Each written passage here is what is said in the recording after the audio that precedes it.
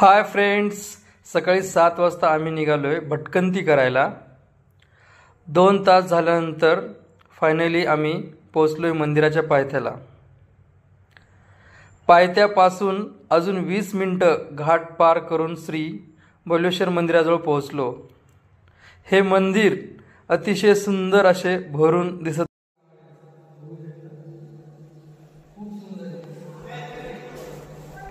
एकदम जबरदस्त आहे।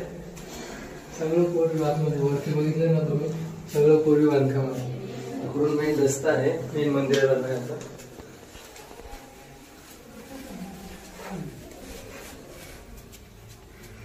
हे असे मूर्ती आहे सेम आणि एकदम पुरातन काळातलं बांधकाम आहे। बघू शकता खूप दुरून दुरून लोक येतात इथे।